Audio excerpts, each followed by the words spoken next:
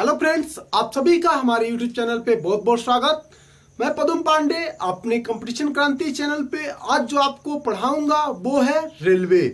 यानी कि यदि आप किसी भी टाइप्स का एग्जाम दे रहे हो, यदि रेलवे से क्वेश्चंस आपके एग्जाम में पूछता है, चाहे आप सीसेट का एग्जाम दे रहे हो या फिर आप एसएससी का एग्जाम दे रहे हो, बैंक के एग्जाम दे रहे हो या फिर आपके व्यापम का एग्जाम दे रहे हो, किसी भी वनडे एग्जाम या रिटन एग्जाम में यदि आपसे रेलवे के क्वेश्चन मैथ से उठाता है या पूछता है, तो आपको इस वीडियो को देखने के बाद, मेरे संपूर्ण वीडियो का अध्ययन करने के बाद रेलवे से आपका एक भी क्वेश्चन नहीं छूटेगा।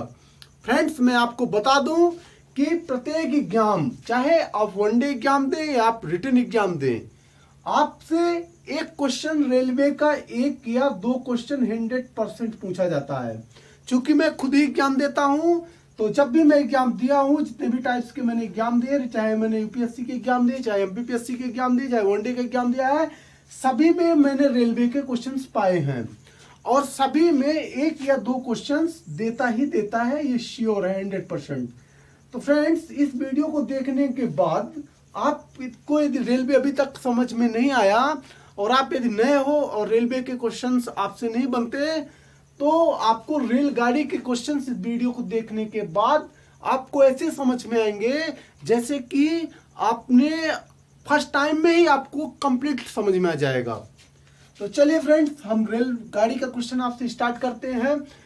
क्वेश्चंस स्टार्ट करने के पहले जो स्टूडेंट सबसे ज्यादा मिस्टेक करते हैं वो ये है कि वो कॉन्सेप्ट क्लियर नहीं करते।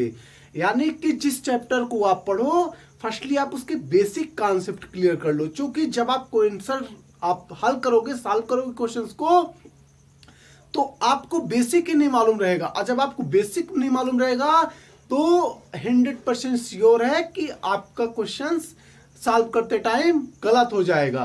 तो चलिए हम पहले बेसिक की बात कर लेते हैं। रेलगाड़ी से रिलेटेड जितने भी बेसिक कॉन्सेप्ट की है, तो अपन उसके बेसिक से बात कर लेंगे तो 100% श्योर है कि आपका रेलवे से क्वेश्चंस नहीं छूटेगा। तो जो रेलवे का क्वेश्चंस है फ्रेंड्स, उसमें आपके दो प्रकार की बॉडी होती है। यानी एक आपके वर्टिकल बॉडी होती है और एक होती है आपके हॉरिजॉन्टल। एक होती है आपके क्षैतिज बॉडी, क्षैतिज होती है, और एक होती है आपके ऊर्ध्वाधर होती है, ऊर्ध्वाधर होती है। आप ऊर्ध्वाधर और क्षैतिज को इस प्रकार से समझिए कि आपका ये डिस्टर है। यदि इस प्रकार से डिस्टर रखा हुआ है तो हम क्या कहेंगे कि आपके ये वर्टिकल है, वर्टिकल पोजीशन पे है। एक बार फिर सुनिए, यदि इस प्रकार से ये डिस्टर रखा हुआ है तो ये वर्टिकल है, ऊर्ध्वाधर है। और इस प्रकार से यदि डिस्टर है आपके इस प्रकार से है तो ये क्या है, आपके हॉरिजॉन्टल है। यानी एक बार फिर आप समझिए, पॉइंट से अच्छे से दिमाग दीजिएगा कि यदि इस प्रकार की लाइन है तो हम इसको बोलेंगे वर्टिकल बोलेंगे, यानी ऊर्ध्वाधर बोलेंगे हिंदी में, इंग्लिश में वर्टिकल बोलेंगे। और यदि आपके इस प्रकार की लाइन है तो हम क्या बोलेंगे, हॉरिजॉन्टल या आपके क्षैतिज रेखा बोलेंगे। तो आपको कॉन्सेप्ट क्लियर करने के लिए बेसिक ये बता दे फ्रेंड्स कि कुछ ऐसे बॉडी रहेंगी जब आप क्वेश्चन रेलवे का सॉल्व करोगे जिनका हम लेंथ 0 रखते हैं। यानी कि जब आप क्वेश्चन सॉल्व करोगे तो जो आपका लेंथ रहेगा तो कुछ चीज का हम 0 रखते हैं, यानी कि उनका हम नगण्य मानते हैं। नगण्य मतलब 0 ही मानते हैं। और कुछ ऐसी बॉडी रहेंगी, कुछ ऐसी बॉडी रहेंगी जिनका हम कुछ ना कुछ लेंथ मानेंगे, यानी कि लेंथ आपके दिया रहेगा। फिर एक बार सुनिए, बहुत ही महत्वपूर्ण बात है और इस बात को यदि आप समझ नहीं पाए तो रेलवे का आपका क्वेश्चन नहीं बन पाएगा। कुछ ऐसी बॉडी होती हैं जिनका लेंथ होता है और उसको हम मानते हैं, या एग्जाम में आपके जब क्वेश्चंस दे देगा तो बोल देगा कि ब्रिज की लंबाई 150 मीटर या 180 मीटर या 200 मीटर है। लेकिन यदि कोई व्यक्ति खड़ा हुआ है और आपसे बोल देगा कि व्यक्ति खड़ा है, तो आप उसका लेंथ या उसका विड्थ आप कुछ नहीं मानोगे, नगण्य मानोगे, एक लाइन के बराबर मानोगे जिसका कोई भी लेंथ नहीं है। तो पहले आप समझिए कौन कौन सी ऐसी चीज है जिसका लेंथ अपन मानते हैं, यानी कि लंबाई मानते हैं। जैसे आपकी प्लेटफॉर्म है, यदि प्लेटफॉर्म की कुछ ना कुछ लंबाई होती है और जब भी क्वेश्चन देगा तो प्लेटफॉर्म की लंबाई निकालने के लिए दे सकता है, प्लेटफॉर्म से क्वेश्चन उठा है, या प्लेटफॉर्म का डिस्टेंस आपकी लंबाई दे देगा। ब्रिज है, कोई आपके पुल है उसकी आपको दे देगा, ब्रिज की लंबाई होती है। गुफा की लंबाई होती है, सुरंग की लंबाई होती है। यानी यदि कोई गुफा है और ट्रेन यहाँ इस गुफा से, सपोज मान लीजिए आपका ये गुफा है और इस गुफा से यहाँ से ट्रेन इंटर करती है और यहाँ पे निकलती है ट्रेन, तो इसके बीच की कोई ना कोई आपके लेंथ है, कोई ना कोई क्या है, लेंथ है, कोई ना कोई इसकी गुफा की लंबाई है। सुरंग की भी लंबाई होती है। आपके रुकी हुई कोई ट्रेन है, जैसे ट्रेन रुकी हुई है और दूसरी ट्रेन यदि पार कर रही है तो पूछेगा जो रुकी हुई ट्रेन है उसकी क्या लंबाई थी। एक बार फिर सुनिए, बहुत इंपॉर्टेंट बोल रहा हूं कि रुकी हुई ट्रेन यदि है तो उसकी कुछ ना कुछ लंबाई होती है। दो खंबे की लंबाई होती, यानी कि सपोज मान लीजिए ये खंबा है, एक बार फिर अच्छे से देखिए कि आपके एक ये खंबा है, एक ये खंबा और एक ये खंबा है। ट्रेन यहां से चलना स्टार्ट की, ठीक, ट्रेन यहां से चलना स्टार्ट की तो जब इस खंबे पे आ जाएगी, यानी स्टार्टिंग पॉइंट जो खंबा रहेगा और इस पॉइंट से, खंबे से इस पॉइंट, जब ये रेल आपके पार कर जाएगी तो यहाँ और इसके बीच, इसके और इसके बीच कुछ ना कुछ आपके लंबाई है। अब जो बात करेंगे आपके साथ, अब जो आपके साथ बात करेंगे वो ये है कि जिनकी लंबाई नहीं होती, यानी जिनकी लंबाई अपन जीरो मानते हैं। जब रेलवे का हम क्वेश्चन सॉल्व करते हैं, जिनकी लंबाई क्या होती है, जीरो होती है, ऐसी कौन कौन सी वस्तु है, ऐसी कौन कौन से प्रोडक्ट हैं। जैसे कि आपके पुल है, यानी कि आपके यदि एक पुल है, यानी कि जहां पे आपके लाइट लगी रहती है, यदि एक पुल है तो उसकी कोई भी लंबाई नहीं होती है। कोई एक आदमी खड़ा है, उसकी कुछ भी लंबाई नहीं होती। रुकी हुई कार है, यदि कार चल रही है और विपरीत दिशा में है तो उसकी लंबाई और चाल होगी, लेकिन यदि रुकी हुई कार है उसकी कोई लंबाई नहीं होगी। लेकिन एक बार ध्यान रखिएगा, रुकी हुई कार की लंबाई नहीं लेते, लेकिन रुकी हुई ट्रेन की अपन लंबाई लेते हैं। सिग्नल की नहीं लेते और पेड़ की, यानी इन सब की जो लेंथ होती है वो आपके जीरो होती है। अपन इस बात जो कर रहे थे वो वर्टिकल प्रोडक्ट की बात कर रहे थे, वर्टिकल बॉडी की बात कर रहे हैं। कुछ बॉडी जो होती है वो हॉरिजॉन्टल होती है, जैसे कि दौड़ता हुआ व्यक्ति, दौड़ता हुआ व्यक्ति की लेंथ अपन नहीं लेते। यदि दौड़ रहा है व्यक्ति, विपरीत दिशा में होगा तो चाल लेंगे, लेकिन यदि दौड़ रहा है व्यक्ति तो आपकी लेंथ जीरो होगी। लेकिन यदि चलती हुई ट्रेन है, चल रही है ट्रेन, तो अपन उसकी लेंथ लेते हैं। तो इस बात को ध्यान रखिएगा कि यदि आपके प्लेटफॉर्म है, ब्रिज है, गुफा है, सुरंग है, रुकी हुई ट्रेन है, दो खंबा है, तो इनका लेंथ कुछ ना कुछ होता है। आपके पुल है, आदमी है, रुकी हुई कार है, सिग्नल है, पेड़ है, तो इनकी आपकी जो लेंथ होती है वो जीरो होती है।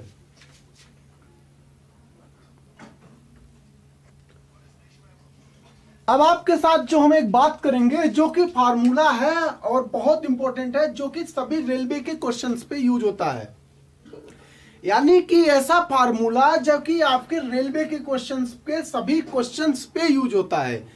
यानी कि यदि आपको चाल बराबर दूरी बटे समय, यानी जब आप फिजिक्स में 9th या 10th क्लास में पढ़ रहे होंगे तो आप एक फार्मूला पढ़े होंगे कि speed equal to distance upon time. आप एक फार्मूला पढ़े होंगे, speed equal to distance by time. तो इस फार्मूले का यूज आपके सभी रेलवे के क्वेश्चंस पे यूज होता है। और एक ही फार्मूला आप याद कर लें कि चाल बराबर दूरी बटे समय या स्पीड बराबर डिस्टेंस बटे टाइम। अब आप एक बात अच्छे से ध्यान से सुनिएगा कि जो अपन चाल रहेगी तो चाल किस में हो सकती है, आपके किलोमीटर प्रति आवर चाल हो सकती है, आपके 1 किलोमीटर में या 1 आवर में कितने किलोमीटर जाती है, या आपके दूसरा हो सकती है कि आपके कितने सेकंड में मीटर प्रति सेकंड, 1 सेकंड में कितने मीटर जाती है।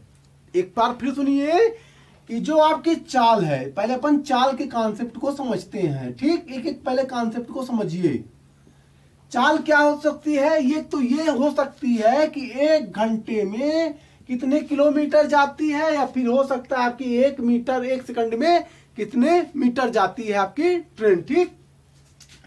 दूरी जो रहेगी आपके, दूरी जो रहेगी तो आपके दूरी को अपन क्या मानेंगे, ट्रेन की लंबाई मानेंगे। दूरी को क्या मानेंगे, ट्रेन की लंबाई, ट्रेन की लंबाई, ट्रेन की लंबाई, या फिर आपके ट्रेन की लंबाई मानेंगे, या फिर आपके ब्रिज की लंबाई मानेंगे, या फिर 2 खंभों की लंबाई, 2 खंभों के बीच की लंबाई मानेंगे, या रुकी हुई ट्रेन की लंबाई मानेंगे।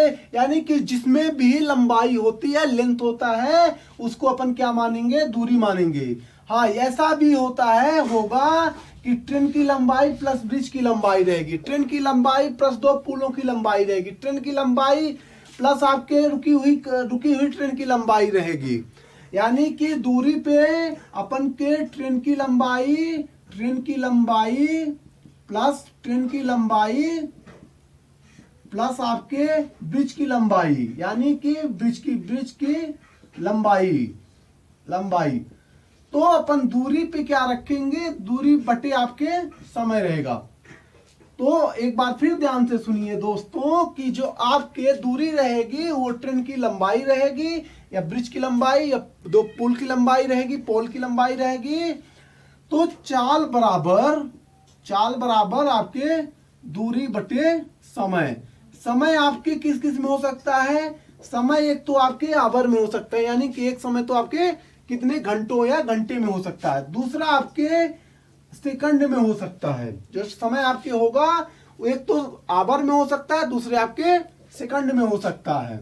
एक बात, अब जो आपको बात बता रहे हैं बहुत ही इंपॉर्टेंट है, और आप इस बात को आपने नोट करके नोट कॉपी में लिख लीजिएगा कि आपको यूनिट के अकॉर्डिंग ही यूनिट परिवर्तन करना है। यानी कि यदि आपका किलोमीटर प्रति आवर में दिया हुआ है चाल, तो आपको किलोमीटर प्रति आवर में ही निकालना है, और यदि आपको मीटर पर सेकंड में दिया हुआ है तो आपको मीटर प्रति सेकंड में ही निकालना है।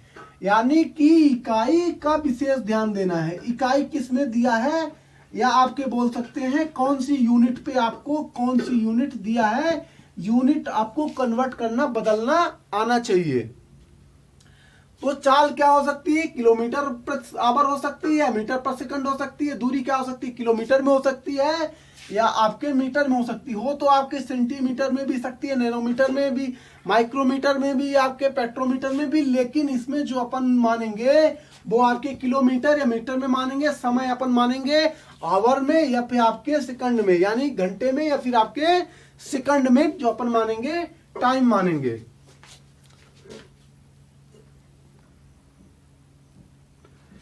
इस 2 फार्मूले का आपको अत्यधिक उपयोग है। यानी कि पहला फार्मूला, यदि आपको किलोमीटर प्रति आवर में दिया है, किलोमीटर प्रति आवर में दिया है और आपको बदलना है मीटर प्रति सेकंड में, तो आपको 5/18 में आपको गुणा करना पड़ेगा, मल्टीप्लाई करना पड़ेगा। और यदि आपको दिया है मीटर प्रति सेकंड में, मीटर प्रति सेकंड में दिया है तो 18/5 का। अब एक बात आती है कि 5/18 और 18/5 ही क्यों लिए, तो मैं एक को प्रूफ कर दे रहा हूं। जैसे अपन किलोमीटर प्रति आवर में लेते हैं, किलोमीटर प्रति आवर, और आपको मीटर बटे सेकंड में, मीटर बाई सेकंड में बदलना है, मीटर प्रति सेकंड में बदलना है। तो किलोमीटर आपके 1000 किलोमीटर, आपके 1 किलोमीटर में 1000 मीटर होता है, और 1 घंटे बराबर 60 मिनट, और अपन को सेकंड में बदलना, अपन ने 60 का भाग दे दिया, ठीक। तो 1 बूंदी से 2, ये आपके 2 बूंदी ये कट गई, 10/36 हो गए। 10/36 बराबर 5/18 है। यानी कि किलोमीटर प्रति आवर में दिया है तो 5 किलो, और आपको मीटर पर सेकंड में बदलना है तो 5/18 का आपको मीटर प्रति सेकंड यानी कि इंटू करना पड़ेगा। और आपके मीटर पर सेकंड में दिया है तो आपके 18/5 किलोमीटर, यानी कि आपके मीटर प्रति सेकंड में यदि दिया है, मीटर प्रति सेकंड में दिया है, मीटर सेकंड में दिया है और आपको किलोमीटर में बदलना है, किलोमीटर प्रति आवर में बदलना है, तो 18/5 का आपको गुणा करना पड़ेगा। किलोमीटर प्रति आवर में आपको 18/5 का गुणा करना पड़ेगा। इस दो फार्मूले को, पहला किलोमीटर प्रति आवर और मीटर प्रति सेकंड को अच्छे से आप रट लीजिए, याद कर लीजिए।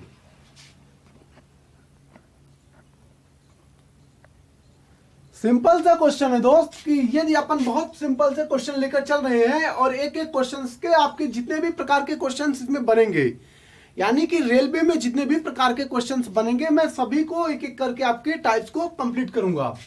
तो पहले बहुत सिंपल से क्वेश्चन को देखते हैं कि कोई एक ट्रेन है, ठीक, और उसकी जो चाल है 54 किलोमीटर प्रति सेकंड से चल रही है।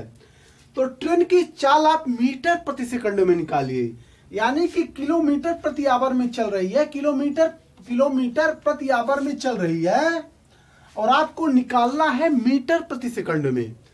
कोई ट्रेन है जो कि 54 किलोमीटर प्रति घंटे की चाल से चल रही है, तो मीटर प्रति सेकंड में उसकी चाल क्या होगी।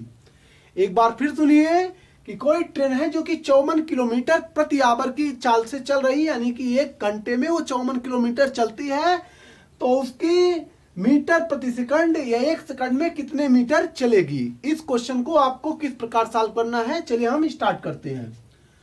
तो आपकी जो चाल है वो 54 किलोमीटर प्रति घंटा है। मैंने बताया था कि जब आपको मीटर प्रति सेकंड में बदलना है तो 5/18 का आपको भाग देना है।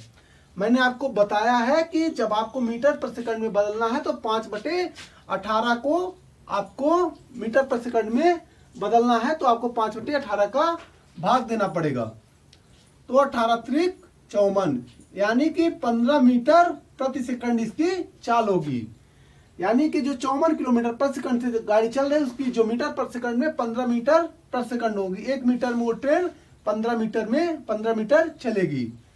दूसरा क्वेश्चन ये है इसी टाइप्स का कि एक ट्रेन यदि 20 मीटर पर सेकंड की चाल से चल रही है तो उसकी किलोमीटर प्रति आवर में क्या चाल होगी। तो इस प्रकार के क्वेश्चन को सॉल्व करने के लिए अपन क्या करते हैं, 18/5 का इंटू कर देते, 18/5, तो आपके 5 चौको 20 हो जाएगा, 5 4 यहाँ से 5 कम 5, 5 चौको 20, यानी कि 72 किलोमीटर प्रति आवर। ये एक ट्रेन यदि 20 मीटर पर सेकंड की चाल से चल रही है तो किलोमीटर प्रति आवर में क्या होगी, तो इसकी 72 किलोमीटर प्रति आवर, यानी कि एक वो ट्रेन 72 किलोमीटर एक घंटे में चलेगी। तो thank you so much friends. अगले नेक्स्ट लेक्चर